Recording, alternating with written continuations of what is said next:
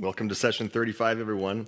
Welcome, everyone. Session 35. In the last session, we began the first of a series of 3 letters to A.O. Hume from K.H. Previously, it was Morya who, several months earlier, had begun to teach the 2 Englishmen a little bit of their secret doctrine, starting with the big picture. Now they're getting down more into humanity, when humanity appeared on Earth and the situation under which that took place originally and how it moves forward up to the present day. So he said at the end of the previous session, "My time is very limited, but I will do what I can," because he had told the 2 Englishmen, he's speaking to both of them, even though the letter was addressed to Hume, he told them that they were probably going to be even less happy with his taking over the teaching than they were with Morya, because, number one, he is at a lower level in his Mahatmaship and can't make all of the decisions on his own that Morya could. So he would constantly have to request permission from his superior, who is the Mahatma Chohan, in order to reveal specific things, whereas Morya perhaps didn't have to. "My time is very limited, but I will do what I can. I can promise nothing beyond this." He also pointed out that he is much busier than Morya is, because he's on the fast track, remember, to become a bodhisattva and is working very, very hard towards that, meaning that he is completely devoted to rising in the capacity to serve humanity, to help bless and save humanity. That's his entire goal. Morya is on track as well, just slower. He is, but he is more involved in other things. There are many parts of administration of a planet and An evolutionary process. An evolutionary process, exactly, than just humanity. So there are, for example, the Deva kingdoms. And we've mentioned the elementals as well. That's another kingdom. Right. And so KH is much more focused on humanity. I see. There's also one more thing which we won't go into now, but they have different constitutions as well. And we sometimes refer to that as different rays or ray structures, and so they're different. It's almost like a dharma for your life. You are geared towards certain types of work as opposed to others. We can talk about rays at a different time, but we're all different. And KH is on the second ray, which is the teacher, the philosopher, interactions specifically with humanity. That's a second ray quality, and Morya is not. He's an administrator. He's more of a warrior, a militaristic kind of general in that sense, giving orders. KH is very different, very kind, very compassionate, very filled with human warmth.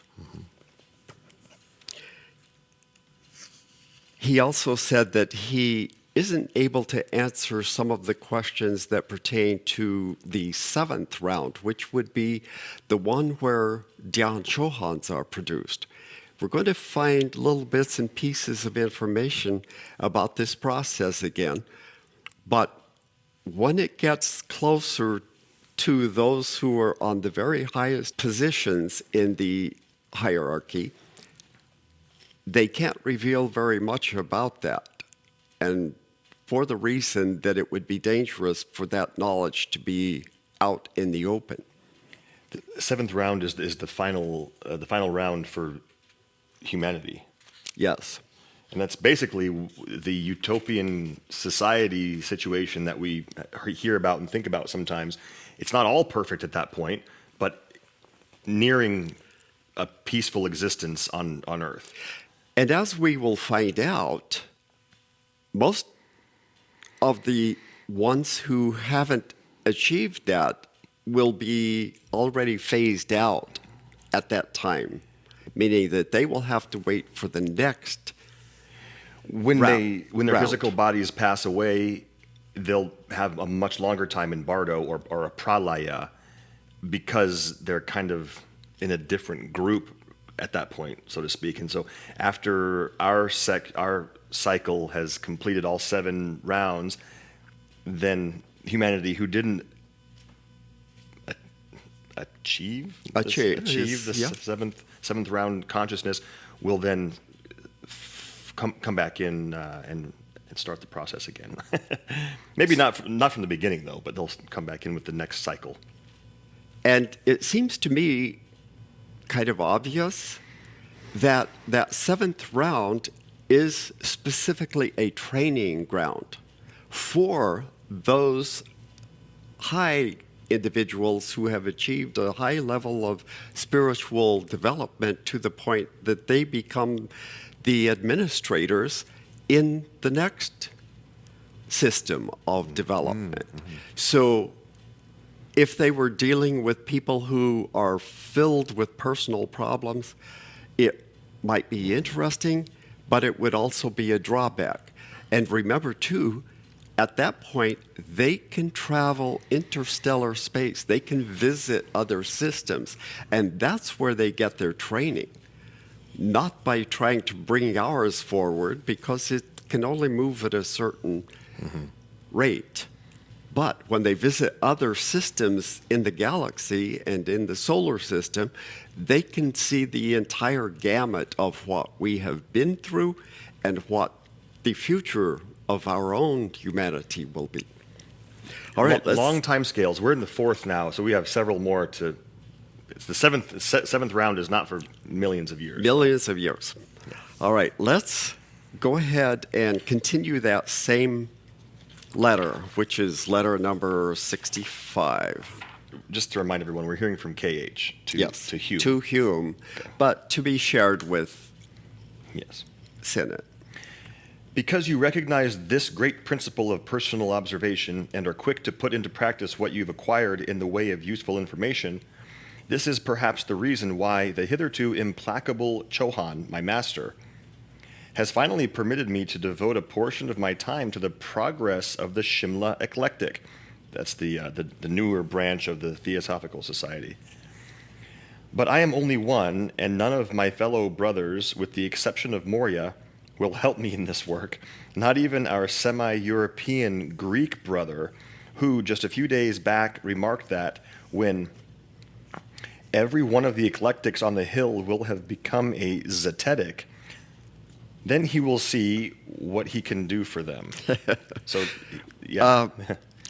so one of his brothers, who is a semi-European, and we think that's probably Hilarion, who seems to have been occupying a Greek body, said that he wasn't going to help unless every one of the eclectics on the hill, remember Jacko Hill is where Hume lives, and the eclectics, meaning all of the members of the Shimla Eclectic Society, will have become a zetetic. If they did, then he might help KH in his endeavor. And a zetetic is what, an advanced study of Hermeticism, or what is that? What is that?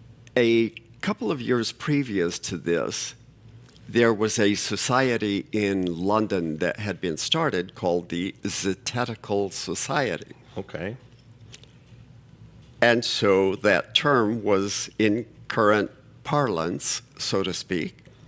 And their purpose, this Zetetical Society, was to search for truth in all matters affecting interests of the human race. Now that sounds pretty broad, and so I have no idea what they were actually studying. It sounds similar to theosophy, but certainly without the structure that theosophy has. But I wonder why our Greek brother is saying if he becomes Zetetics, he'll help, because that doesn't sound like anything. Yeah, it doesn't to me. Maybe it was an excuse. Okay. Or maybe the Zetetic group borrowed that name from something else that he's referring to. It could be. It could be that he is involved in some other program that has similar goals and that he was already kind of working with the members of that Zetetical society. Men seek knowledge until they wear themselves out, but then they don't feel the need to help their neighbor with their knowledge. Yeah. We do, though. We want to help people. Yeah, we know so many people that they study, and then don't share it. Hence, there arises a mutual indifference which renders the one who knows inconsistent with himself and inharmonious with his surroundings. And we see this a lot. We see people who seclude themselves from the rest of the world because they're not like them anymore. They've made a certain amount of progress, and so they retreat to these enclaves where they're among other people that are similar to them. And some of them will kind of promote teaching. They will write books once in a while, but they don't really mingle with the outer world. This is what they want. They need people who will not only internalize these teachings, but live out in the world and show people what it actually looks like, not just preach at them. The term that Terry and I use a lot for that is a spiritual warrior.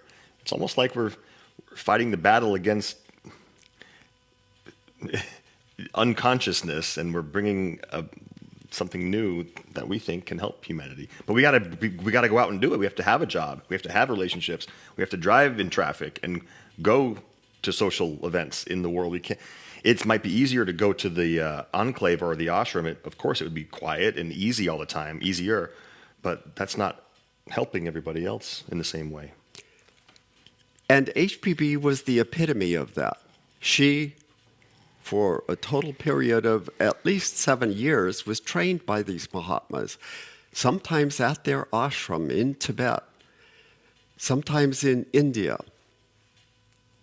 And then she went back out into the outer world at great cost to her emotionally to share with other people what she had learned and to serve as a conduit between the masters who were still living at the ashram. And that's what they're looking for today, not people to retreat to a monastery, people who will live out in the outer world but embody all of these teachings and secure some kind of communication reliable with these Mahatmas. Think of us as like Wi-Fi hotspots. Like Yeah. we have to be placed out in the so the signal gets out there. Exactly, for other people to connect with. Or an extender, like a network extender. No, we have great terms now. We're establishing networks, not only networks, but local foci. Yeah, there you go. Local folk. Does it have two eyes? FOCII? No, it's just one eye, but it's foci. That's your vocabulary word of the day. There you go. Viewed from our standpoint, the evil is far greater on the spiritual than on the material side of man. That's very interesting. Hence, my sincere thanks to you and desire to direct your attention to a course that will achieve widespread results by turning your knowledge into a permanent teaching in the form of articles and pamphlets. So Wow. Hume has been in the process of writing articles for the Theosophist magazine, and he's also writing some pamphlets, 50, 60-page pamphlets that he plans to publish. So he is doing some work. In the meantime, Sinnett is planning to publish a second book to accompany his first one, The Occult World, and it will be called Esoteric Buddhism.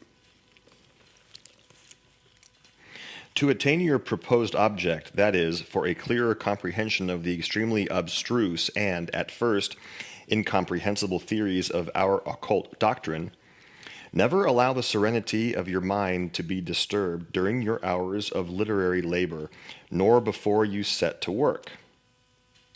It is upon the serene and placid surface of the unruffled mind that the visions gathered from the invisible find a representation in the visible world. This is exactly what we say all the time. The information will make sense in the moments of, we say meditation, but it's the same thing, of the moments of clarity, of calmness, of a still mind. That's when things start to make sense. And when they make sense, it's not always a logical, repeatable with words type of sense. It's an understanding, a knowingness that may not be able to put into physical words. We say this all the time, and Morya, KH just said it in a different way. When, for example, we were writing our book, there were days when the information just didn't really flow, and it was useless to try to make it happen. Other days, when we were in the right frame of mind, it just flowed like magic almost. And this is what we're talking about. If you're in tune and in touch with your higher self, it all makes sense. You are able to tune into that, and then it flows. Mm-hmm. And when you are preoccupied with things in the outer world, exactly, you have worries, you have concerns, it isn't going to work. Right. I was listening to a podcast just yesterday from a yoga teacher that I like, and he said, he talks about a calm mind or a still mind. He uses the word still mind. And he asked the question, how often do you actually have a still mind? And most humans, I'm going to say, don't ever have a still mind unless you practice some breath work or meditation on a regular basis and learn how to calm the chaos in the outer world. It is chaos. We're worried about things. We have anxiety, either a low degree or a high degree of anxiety about lots of things. All of that is counter to a still mind. And the flow, this magical flow, again, doesn't happen unless we have that still mind. And you got to do it through practice, through meditation, through learning to get the mind focused and calm. It's a beautiful thing, but most people never really achieve it. But it's worthwhile. Meditation is worthwhile. And this is what geniuses do. And geniuses can be scientists, they can be researchers, they can be artists, musicians. When they're in that meditative state, they are completely 100% focused on what they're trying to achieve. Nothing else exists even. Nothing else matters. That's true. So when previously they talked about geniuses being among the most advanced of humanity spiritually, that's what they're talking about. Mm-hmm. This meditative state that they enter into when they really focus on something. So he's saying the unruffled mind is what is when you gather visions from the invisible and you find a representation in the visible. Otherwise, in other words, translating it out to the visible world. Otherwise, you would vainly seek those visions, those flashes of sudden light, which have already helped to solve so many of the minor problems and which alone can bring the truth before the eye of the soul. It is with jealous care that we must guard our mind plane from all the adverse influences which daily arise in our passage through earth life. And he isn't talking just about the Mahatmas having to do that. He's saying, if you want to be part of our world, you have to learn to do that too. Guard your mind plane, meaning your thought field of energy, from all of these external distractions. You've got to create a sort of mental barrier so that you aren't distracted and affected by other people's problems. The planes are interpenetrating also. We haven't said this enough, I don't think, that your emotional plane, like your mind plane, is tremendously affected by what goes on in the outside world, obviously. So when we're saying protect your mind plane, it also goes to, it is worthwhile saying that protects your emotional plane as well. You can start from the mental. Don't try to start from the emotional. Go to the mind, because even though it might not seem that way, the thoughts are what causes the emotions that are fluctuating and tumultuous and cause disease. Protect the mind plane. That's very, very wise. And then your emotions will then follow suit. The planes are interpenetrating. They affect each other. And remember, the overall goal is to purify both the astral plane, your emotional thought, emotional feelings, and the mental plane, your thoughts. Purification is a combined effort. You don't, as Paul say, you can't control emotions through changing emotions. Right. You control it by changing your thoughts. And you starve out all of the lower qualities, starting with anger, fear, pride, resentment, all of these lower emotions. But you do it by reasoning. Right. And understanding, like, what's causing this? Why am I affected? Understand what goes on. It doesn't have to be a knee-jerk reaction to have emotions. A thought causes it. Okay, there's a lot more. You ask me many questions in your letters, and I can only answer a few. Concerning Eglinton, I will ask you to wait for further developments. With regard to your kind lady, the question is more serious, and I cannot undertake the responsibility of making her change her diet as abruptly as you suggest.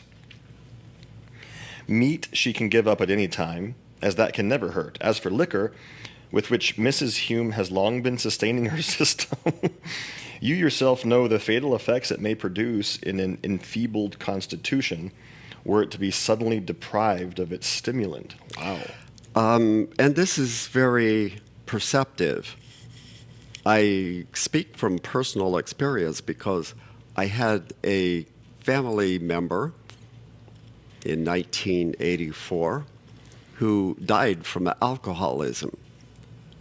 He was 34 years old and had battled it for most of his adult life. And everyone had tried to help him, tried to convince him to go to a program to control it, had no interest in that. When he was admitted to the hospital finally, when his body started to give out, they did probably the worst thing they could have. They completely cut off any access to alcohol. He almost immediately went into a coma and 3 days later died. Now, I believe that they actually realize that they can't cut it off like that. You have to supply a smaller amount or else it causes the body to go into shock. So the fact that they were that perceptive in 1882 is very good.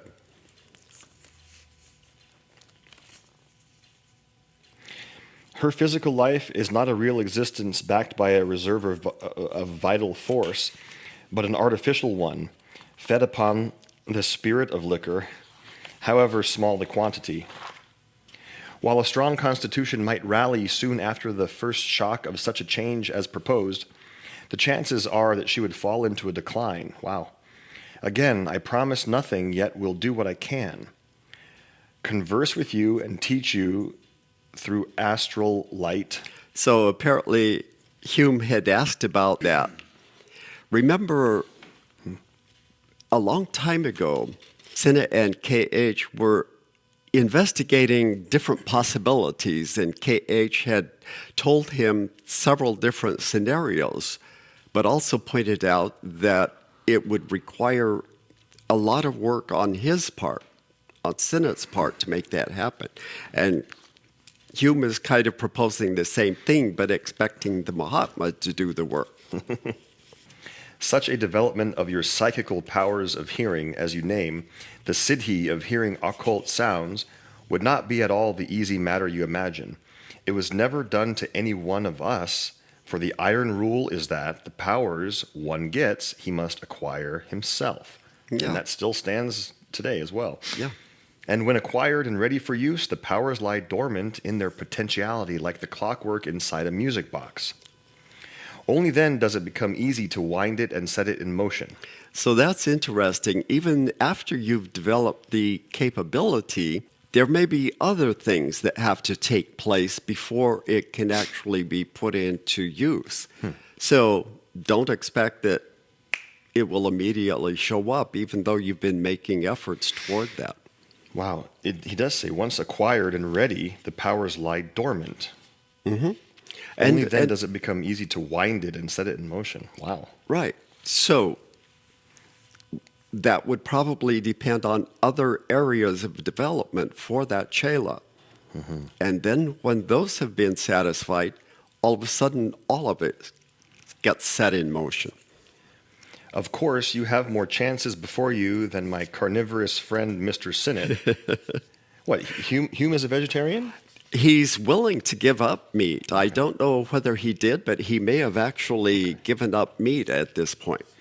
Of course, you have more chances before you than my carnivorous friend, Mr. Sinnett, who, even if he were to give up feeding on animals, would still feel a craving for such food, a craving over which he would have no control. And the impediment would be the same in that case. Wow. And we've said this before. If you have a craving for something, whether it's certain type of food, alcohol, or even sex, don't cut it off thinking that that's going to give you access for it. Because if it causes too much stress in your life, then you've accomplished nothing. As long as it's not harming anyone else, don't worry about it. Keep it in mind. Chip away at it, maybe, if you chip away at it. And at the right moment, it will become easy. Mm-hmm. Yet, every earnestly disposed man may acquire such powers. And that's true. Like, let's all make no mistake. Every human being is capable of acquiring superpowers. Every one of us. The next phrases are very interesting. That is the truth of the matter. There are no more preferences of persons in this than upon whom the sun will shine or to whom the air will give vitality. The powers of all nature are before you. Take what you can. Wow. Yeah. We all have access to them. We all have access to sunshine. We all get rained on sometimes. Nature doesn't make exceptions for people. It's all there. Mm-hmm. Take what you can. Take advantage of it. I will think about your suggestion regarding the box. There would have to be some way to prevent the discharge of power once the box was charged, whether during transit or afterward. Hume is trying to come up with a system whereby the Mahatmas can communicate directly. So he, first of all, proposed maybe you can set up a system where you can communicate directly, astrally to me. And KH says, well, that would be on you to develop that power. We can't develop it for you. And Hume also suggested, how about a box like the mediums, the spiritualist mediums use? Some of them have a box on the wall, and their spirit guides can communicate with them sometimes. Why can't we do the same thing? So what does KH say about that? I will think about your suggestion regarding the box. There would have to be some way to prevent the discharge of power once the box was charged, whether during transit or afterward. I will consider it and request advice, or rather seek permission. But I must say, the idea is utterly repugnant to us, as is everything else that smacks of of spirits and mediumship. We would prefer by far using natural means, as in the last transmission of my letter to you. It was one of Morya's chelas who left it for you in the flower shed, where he entered invisible to all, yet in his natural body. Just as he had entered many a time your museums and other rooms, unknown to all of you, during and after the old lady's stay. Wow. So one of Morya's chelas, I don't know which one it was, had more than once visited Hume's house, and I'm assuming astrally, and in this case, he delivered a letter for Hume in the flower shed outside the house. Wow. And he had visited the museum because he had a dried bird museum. He was an ornithologist and had thousands of specimens, and had visited his house before, but only when Morya advised him to. But unless he is told to do so by Morya, he will never do it, and that is why your letter to me was left unanswered. You have an unjust feeling towards my brother, kind sir, for Morya. For he is better and more powerful than I, or at least he is not as bound and restricted as I am. I have asked HPB to send you a number of philosophical letters from a Dutch theosophist at Penang, Which is in, Thailand. no, Penang curry. I thought that was Thailand. Malaysia. Oh, okay. Penang. Okay. One in whom I take an interest. Oh, so he has another theosophist that he's interested in. You ask for more work, and here is some for you. They are translations, originals of those portions of Schopenhauer which are most in tune with our Arhat doctrines. Schopenhauer being a German philosopher who had many ideas which were in tune with theosophy. Why is he using the word Arhat here? I know Arhat refers to like a student or a... No, well, Arhat is the level of attainment of the Mahatmas. Oh. Okay, that's just another word that he's choosing to use. The level of attainment of the Mahatmas. Okay. The English is not idiomatic, but the material is valuable. Meaning it was a kind of stilted translation by someone who didn't speak that as their own natural language, and he could use some help with it. Should you be disposed to use any portion of it, I would recommend opening a direct correspondence with Mr. Sanders, the translator. Schopenhauer's philosophical value is so well known in the Western countries that a comparison of his teachings on will, etc., with those you have received from us might be instructive. Nice. Yes, I am quite ready to look over your 50 or 60 pages and make notes on the margins. Have them set up by all means, and send them to me either through Little Deb or Damodar, or Joal Cool will transmit them. In a very few days, perhaps tomorrow, your two questions will be amply answered by me. Meanwhile, yours sincerely, K.H. So either Little Deb, who we met in another session, Shortridge. Deb Shortridge, or Damodar could transmit the letters, and then Joal Cool would transmit them from there. And there's a P.S. at the bottom of that. The Tibetan translation is not quite ready yet.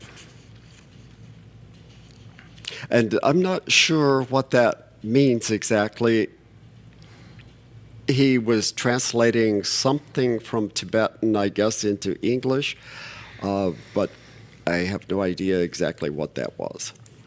So these 50 or 60 pages he's talking about are the philosophical correspondence from... No, it's a pamphlet that Hume is working on, and he's already got much of it written. Okay. So he's saying, go ahead and have it set up. I don't know if he means in typesetting to be printed. He said, get it set up, and I will go over it and review it for you. Okay, I thought he was still talking about the Schopenhauer's... No. Okay. But he's saying, take on projects. Mm-hmm. Come up with things on your own. Mm-hmm. Here's a project for you. And so he's making suggestions, and they do this all the time. Don't wait for someone to ask you to do something. You come up with projects, like we say often. They're not looking for clerks. They're not looking for peons that are waiting for work to do. They're looking for people who are self-motivated and who can create projects and come up with ideas. That's who they need right now. In the future, they will need all kinds of workers. But right now, they need administrative people who are not supervisors, but who create the projects and can collect the people who will help them to move that work forward. That's the end of letter number 65, and so we now have 66. Yep. We're now in July 1882. So again, this is another letter A.O. Hume received from K.H., answering some questions, and we have them, both the questions and the answers, because this is a copy, again, that Sinnett wrote out. These three letters that we're covering were sent to Hume, but the originals have been lost. Fortunately, Sinnett wrote a copy of each one of them, and that's the only reason that we have those. This one was received at Shimla. Remember, Sinnett is staying with Hume at his home in Shimla because it's summertime and he lives up in the foothills of the Himalayas, so it's cooler there. And I'm going to read the questions, and I don't know whether they're only from Hume or if I suspect that Hume wrote the questions, but that they were come up with by both of them. So here's question number 1. We understand that the man-bearing cycle of our solar system consists of 13 objective globes, of which ours is the lowest, 6 above it in the ascending and 6 in the descending cycle, with the 14th world lower still than ours. Is this correct? Now, a long time ago, I believe it was in letter number 18, when Sinnett had just returned from London after a 3-month absence from India, and had written his book and published it while he was in London. And K.H. wrote a very long letter to him and started giving him just a little bit of an outline of this topic of worlds. And he mentioned that it was like the beads of a rosary, where it alternates a white bead and a black bead, a white bead and a black bead. And so even though there are 7 objective worlds, he says, according to his idea, that there must be also a subjective world for each one of those. But for some reason, instead of 7 and 7, he came up with 7 and 6. So he's missing one. So here's the system of worlds he's talking about, with only the one at the bottom, D, being on the physical plane. All of the others are at various levels of more spiritual realms. So he has the idea, for some reason, that there are 13. Let's hear what K.H. says. The number is not quite correct. There are 7 objective and 7 subjective globes. Weird.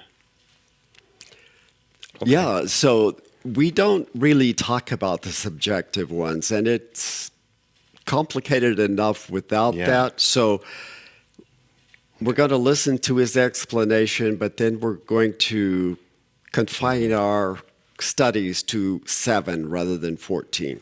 The worlds of causes and effects. Wow. There are 7 objective and 7 subjective globes, the worlds of causes and effects.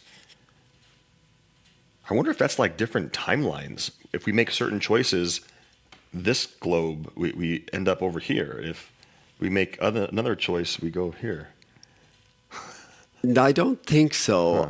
He talked about before that each globe, that it creates effects, and that would be the physical, the astral, the mental, and that the result of those is like a separate realm of consciousness. Why they do that, I don't understand, but let's just keep going. I have just been permitted for the first time to give you the right figure. The former have our earth occupying the lower turning point where spirit and matter equilibrate. But don't trouble yourself to go into calculations, even on this correct basis, for it'll only puzzle you, since the infinite ramifications of the number 7, which is one of our greatest mysteries, being so closely allied and interdependent with the 7 principles of nature and man, this figure is the only one I am permitted, so far, to give you. What I can reveal, I do so in a letter I am just finishing. Wow, he said a lot right there. Yeah. Now we're on question number 2. Before we go to number 2, let's just quickly say that the number 7 is one of our greatest mysteries. Everything seems to be based on 7. They use that number constantly. Cool. Okay. Number 2. Number 2, we understand that below man, you don't count 3 kingdoms as we do, mineral, vegetable, and animal, but 7. Please enumerate and explain these. Below man, there are 3 in the objective and 3 in the subjective region. Wow, this is the first I'm hearing of this. Yes. With man, a septenary, meaning 7. Yeah. We've talked about mineral, plant, animal, and human. And of course, science only recognizes 3. Right. But he's saying there are not 4, but 7. Wow. No one but an initiate, meaning a student or someone who's on the path, could conceive of 2 of these, 2 of the 3 objective ones. So there's 2 that he's not even going to try to convey. The third is the inner kingdom, below the crust of the earth, which we could name but would feel embarrassed to describe. And I'm not sure why he says that, because it's obviously the elementals. And some of them do live within the earth, the gnomes and elves and sprites and things that some people are able to see. In the earth, huh? Wow. Well, in under the earth sometimes, and sometimes in forests. These 7 kingdoms are preceded by numerous other septenary stages and combinations. The third is the inner kingdom, not inner planes. It's actually in the planet itself. Yes, and Wow. of course this has created lots of fodder for clairvoyants, theosophical clairvoyants, who have imagined being able to see these creatures underground, including more than just gnomes and Right. Well, there are many, Tommy knockers. there are many conspiracies about societies living under the Right, earth. exactly. And that's partly where this comes from. And they're obviously not material, Right. not physical. They're material, but not physical. All right. All right, question 3. We understand that the monad, starting in the highest world of the descending series, appears there in a mineral encasement. And there, meaning at that higher level, goes through a series of 7 encasements representing the 7 classes into which the mineral kingdom is divided, and that, when this is done, passes to the next planet and does likewise. So in other words, at that highest planet, A, it goes through 7 different types of encasement, as he calls it. Or bodies, you can call them physical forms.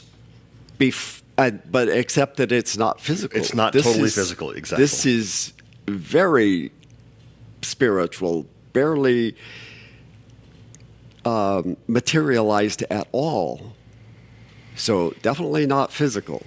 And after going through 7 different series of progress on that plane, then only transfers to the second one, B, before doing the same thing there. Still mineral, though. Yes, still mineral. And this would have taken place trillions of years ago, millions of years ago. This wouldn't still be happening. There aren't any monads going through that stage now. No. This was in the very primitive stages of our own system, yes. And the word monad might be confusing to people. I think of the monad as a soul, but I know it's not the same thing, but I don't even really know how to describe a monad versus a soul. Well, you described it well before. It's a packet of spiritual force that, at our level of advancement, is connected with one individual human being. But in previous ones, no, it's not. And we'll find out a little bit more about that. I purposely say nothing of the worlds of results, meaning those alternate worlds of those 14, where it takes on dealing with the result of what it has gone through in the last world and the necessary preparation for the next. It continues on right through the 13 spheres, which we know is incorrect, making altogether 91. So he's counting 13 times 7. And he gets totally bogged down on these numbers, but we're not going to, other than just throwing them out there, we're not going to focus on that.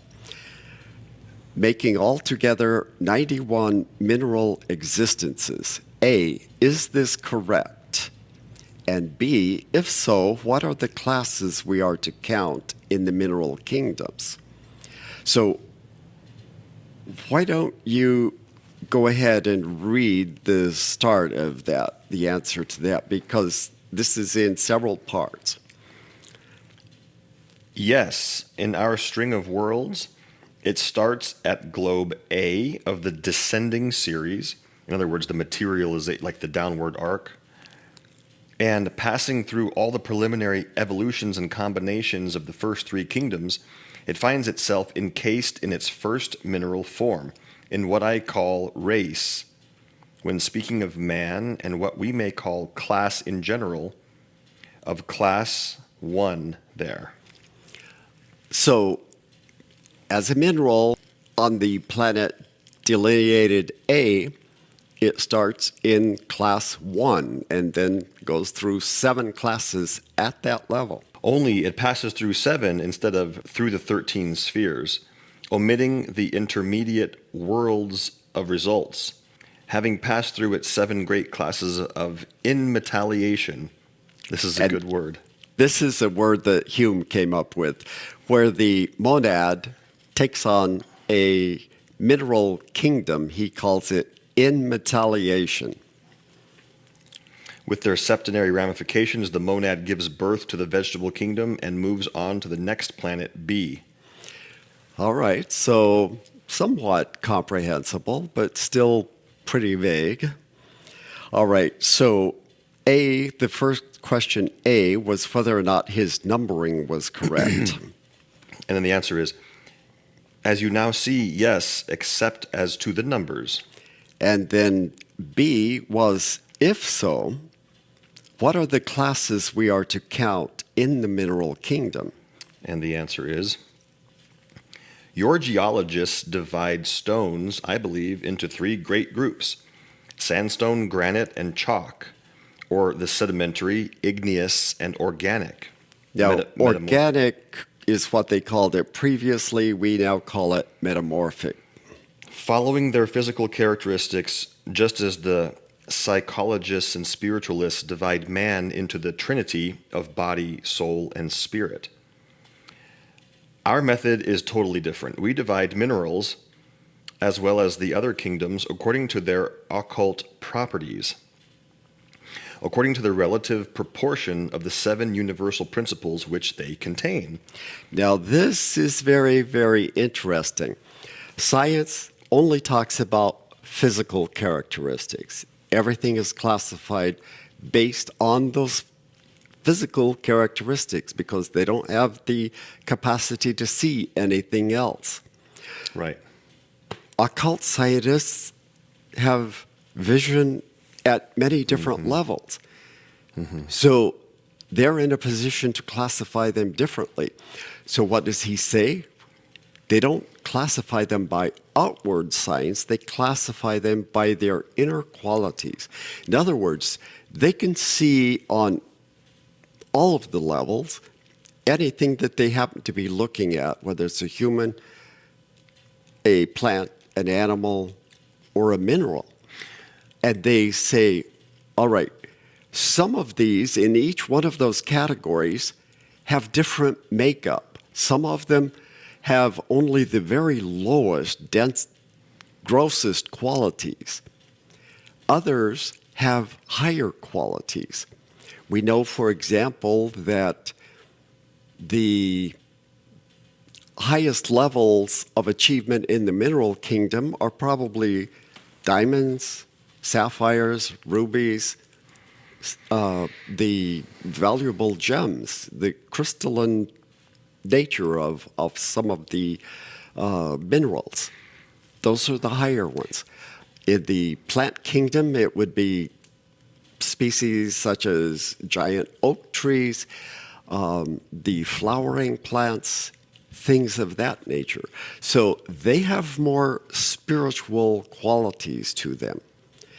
Animals, same way. When we get to humans, we look outwardly and we can only judge them on their appearance, color of their skin, their ethnic group that they belong to, the amount of intelligence based on their diplomas, their awards, their level of education.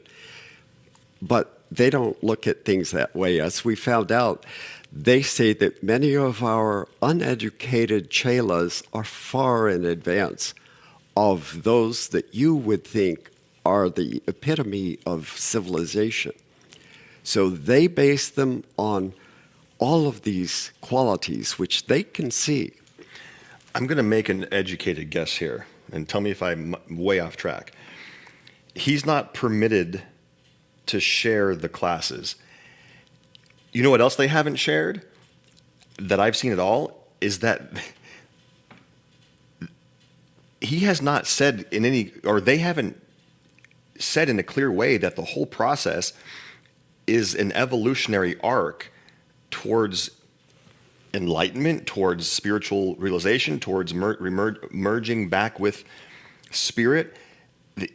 I mean, that's sort of implied, but our chart that I keep referencing that you're recreating is so much more clear for that. I'm going to make an educated guess and say that the reason why he's not able to disclose the classes is because that is going to open up Pandora's box for what has already happened much later about our ego wanting to be more advanced than somebody else. And but without telling him that, it makes it so confusing. If he says, yo, Hume, diamonds and rubies are classed higher because they're the enlightened rocks. Apes and chimpanzees and dolphins and donkeys are the highest class of animals. They're going to say, oh, well, Englishmen are the highest class of humanity then, right? And that maybe he doesn't want to disclose that. Maybe he's keeping them in the dark on that. That may be possible. There's also the fact that he's coming from a situation where he's constantly surrounded by Asian chelas and pupils. And this is just innate in them. They all understand that. It's part of their culture. And he may simply not realize that that's something they need to emphasize to Westerners. So that is one problem, is that he's hoping that Sinnett and Hume will be perceptive enough that they can fill in the gaps where he is missing some things. So he says, I'm sorry to refuse you, but I'm not permitted to answer your question. To facilitate a question of simple nomenclature for you, however, I would advise you to study the 7 principles in man, and thus to divide the 7 classes of the minerals by their correlation. Okay, the 7 principles meaning the koshas, the body? Yes, the principles. For instance, the group of the sedimentary would correlate to the compound body of man, or his first principle. Chemically speaking, the organic to the second principle, or jiva, etc. And I can't fully understand what he's getting at here, so someone else will have to use their intuition. Yeah, the physical body of man, I would think, corresponds to the physical rocks and minerals. That would make sense to me. So, but that's not what he's saying. Okay. You must exercise your own intuition in that. Thus, you might also intuit certain truths even as to their properties. I am more than willing to help you, but things have to be divulged gradually. So it doesn't help to dump too much information on them because they just become overwhelmed. So it has to go slowly. There's no alternative. I'm still curious as to why they're dumping that concept of globes and rounds. That is like PhD level stuff. Like, no, it's the basis. This is extremely basic in their philosophy, in their doctrine. It's the ABC of the outer world. Question C? Question C was, how does the monad get out of one encasement into another? In the case of inherbations and incarnations, and there he's talking about human incarnation. Incarnation meaning flesh, but he specifically refers to incarnation as human. In the case of inherbations and incarnations, the plant and animal die. Okay, so he is including animals there. But so far as we know, the mineral does not die, so how does the monad in the first round get out of one into another in metallization? That's actually a very good question. That's a very good question. I've never even thought about that, but yeah, we obviously can understand a plant dies, an animal dies, a human dies, but what about a rock? Yeah. How does the soul of a rock reincarnate when rock bodies are not born through the birth canal of another rock and they don't die? And he's already mentioned that they have to go through various inrockations, in metallizations. So how does it get out of one rock into a different one?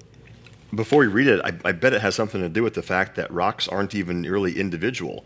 Like a mountain could be a billion rocks, or if they're separated, like if lightning strikes a mountain, a million little rocks are blown apart. But it's not, who's to determine? That might have something to do with that. Let's see. Yeah. Oh my gosh, that's funny. I didn't see what this is something you would say. The answer is by occult osmosis. He's not trying to be funny, but that's kind of funny. The plants and animals leave their carcasses behind when life is extinct. So does the mineral. only at longer intervals, as its rocky body is more long-lasting. All right. This is great. It absolutely makes sense. So, in other words, there are living rocks and there are dead rocks. It's just that their dead body lays around for billions of years afterwards. And this is another hint into the requirement that we use more than our physical eyes to observe this. It's not what you see is not all that's going on. Right. And those physical objects get recycled too. Right. Our bodies kind of do too, but our bodies disintegrate, into the dirt. But minerals are the basic building block Right, of all the other yes, exactly. realms.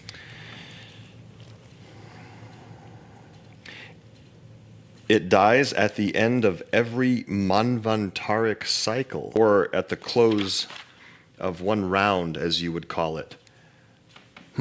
So that means that the rocks live for one cycle. So they're Yeah, so I'm not quite sure how that works. If that monad, well, actually, the entire first globe, round, around.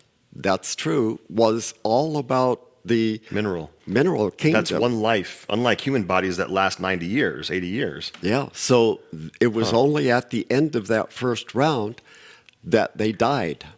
That doesn't, I guess that does make sense. So maybe there aren't dead rocks lying around. Maybe they're not dead until their whole round. But Wow. two, as we pointed out, that whenever the Dhyan Chohans have their intention focused on one planet or one kingdom or one group of people, that's where there is a tremendous amount of life. There is activity. Flourishing. And growing. when that is taken away and focused on something else, the first one dies out and the other one now opens up. Mm-hmm. It is explained in the letter I am preparing for you. Ooh, I hope we get that letter. I'm not sure which one it is, but we'll find out. So question D. All right, question D is, has every separate molecule of the mineral a monad, or only those groups of molecules where definite structure is observable, such as crystals? The very question you were asking about. That's amazing. And his English is old school English. Yes. Can I repeat it? Does every separate molecule of the mineral world have a monad? Right. Because to me, the way he asked it wasn't clear. Or in other words, the way I view a monad is not totally accurate, but a soul. Does every rock have a soul? I'm calling it a soul. It's not entirely a soul, but that's a good question. Thanks, Hume. I appreciate that because I was curious. And the answer is, every molecule is part of the universal life. Man's soul, his fourth and fifth principle. So the lower and higher manas. So and remember, at one point here, they were talking about the fourth as being the animal soul, Right. and the fifth as being the human soul. They gave up on that terminology, but that kind of gives you an insight into how they were thinking. Physical, pranic, astral, lower mental, fourth, higher mental, fifth. Right. But the lower mental is that's not part of the higher self. That's the lower self. Well, Yeah. keep Okay. reading. Every molecule is part of the universal life. Man's soul, his fourth and fifth principle, is but a compound of the progressed entities of the lower kingdoms.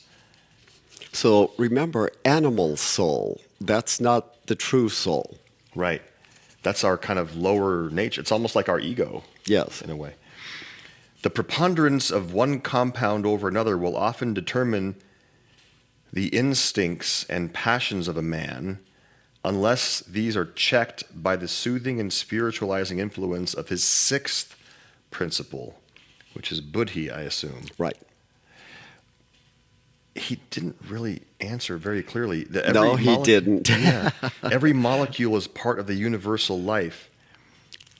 But as I understand it, It's a group soul. it is, exactly. So it covers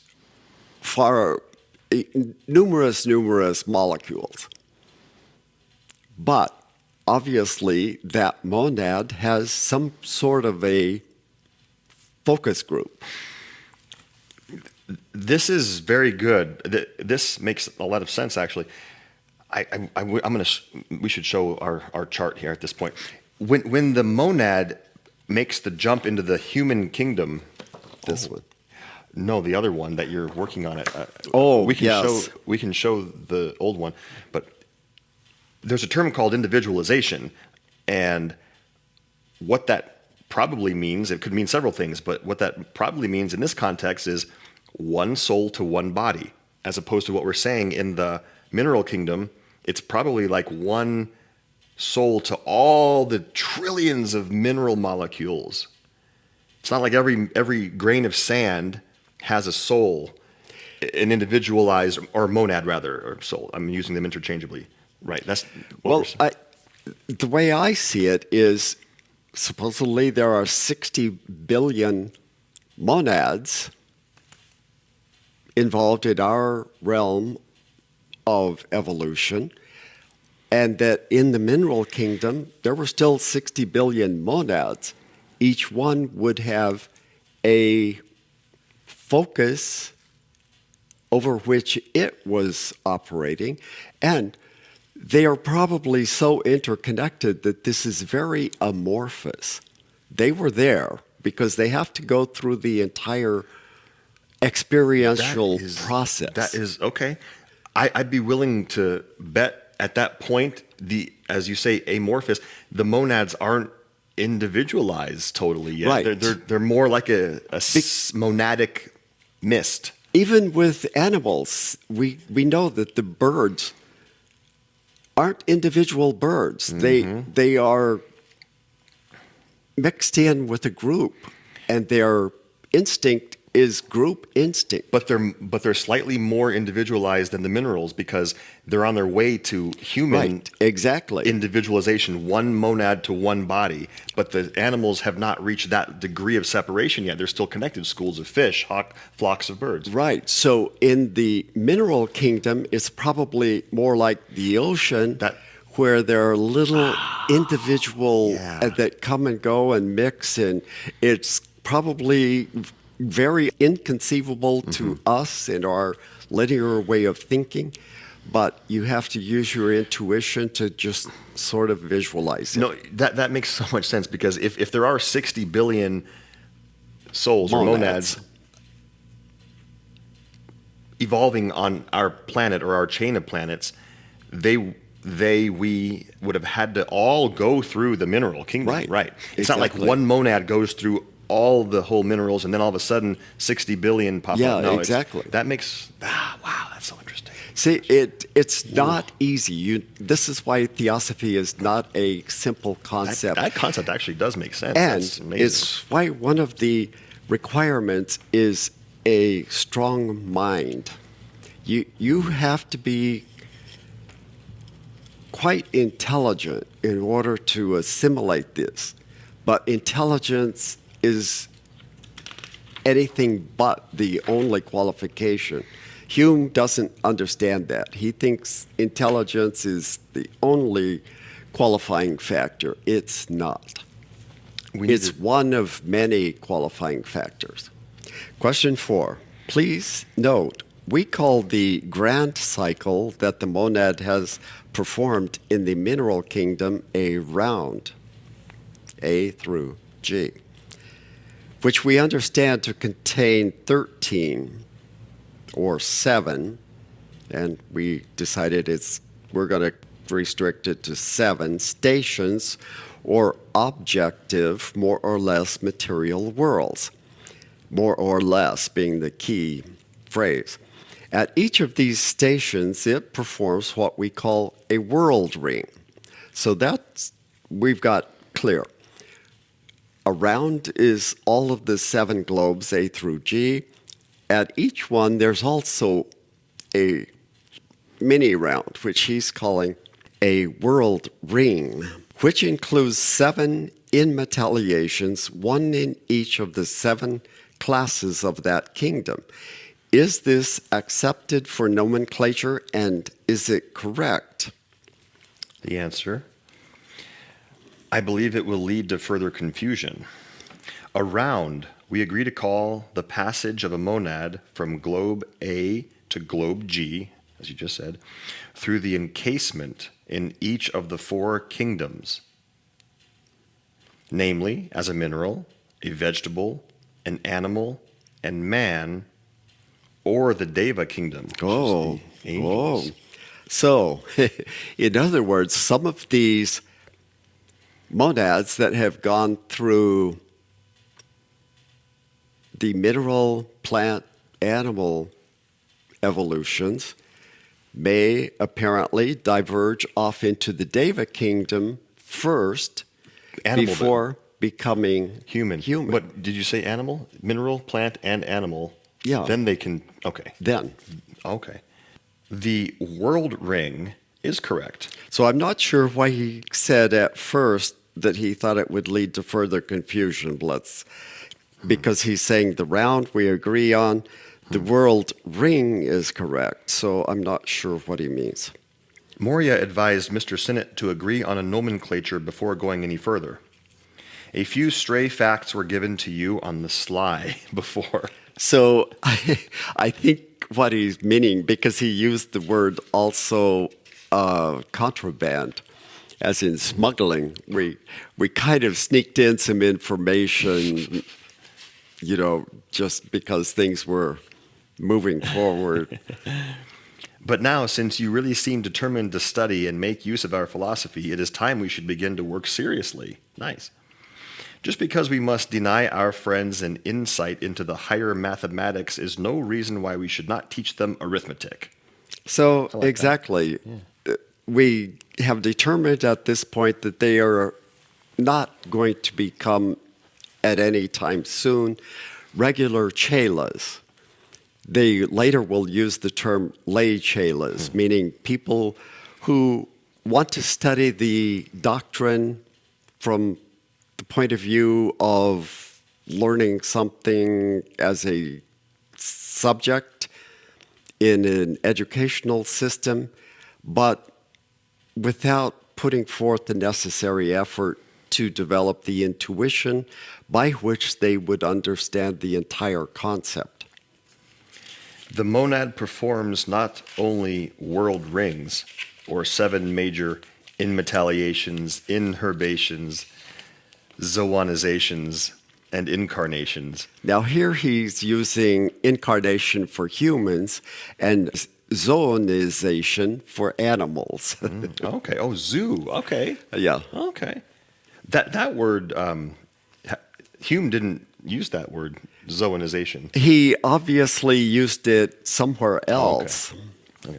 Or maybe KH just came up with that one on his own. I don't know. The monad performs not only world rings, or 7 major inmetallations, inherbations, zoonizations, and incarnations, but an infinite number of sub-rings or subordinate whirls, all in series of 7s. An infinite number of sub-rings. Really? An infinite number? As the geologist divides the crust of the earth into great divisions, subdivisions, minor compartments, and zones, and the botanist divides plants into orders, classes, and species, and the zoologist divides his subject into classes, orders, and families, so we have our arbitrary classifications and our nomenclature. But besides all this being incomprehensible to you, volumes upon volumes out of the books of Kiu-Te and others would have to be written. And the books of Kiu-Te or Kiu-Te are numerous. There are, I forget how many, a few dozen. And the commentaries on them are even more numerous in the many dozens of them. Have we talked about the books of Kiu-Te? Well, that's where the stanzas of Dzyan come from. Oh. And the secret doctrine covers a tiny fraction of it. And you say their commentaries are numerous? Are the commentaries physical, available? They are, but they are not exoterically available. Certain ones are, but a small fraction. Their commentaries are worse still. They are filled with the most abstruse mathematical calculations, the key to most of which are in the hands of our highest adepts only. And since they show the infinity of the phenomenal manifestations in the side projections of the one force, they are secret. Therefore, I doubt whether I will be allowed to give you anything beyond the mere basic idea for now. Anyhow, I will do my best. All right, we're only partway through this letter, but I think that's a good stopping point because we're now going to go more into human evolution, part of this system. So we're making some progress here, though. Hume and Sinnett are obviously making progress, and both Morya and KH, as well as the Mahatma Chohan, are on board to continue teaching them, even though they aren't really going to become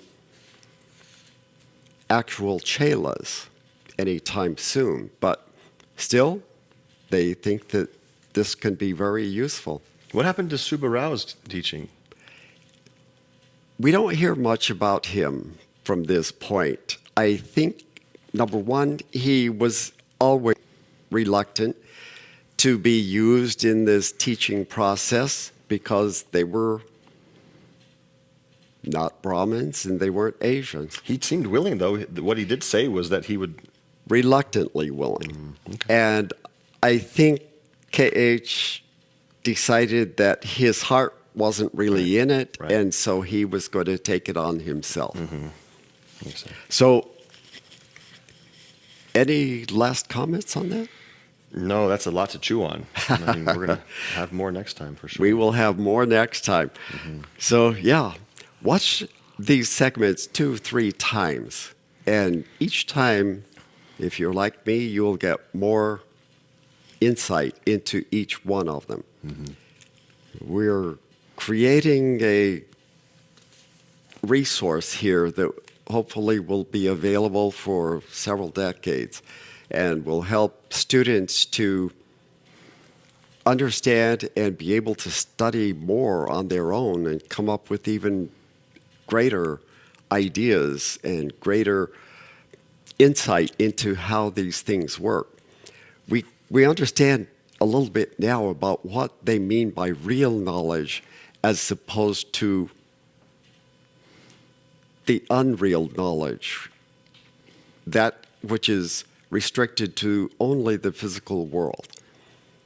You can't have real knowledge without the ability to see on these higher levels of existence. So, yeah, we're getting some real knowledge here now.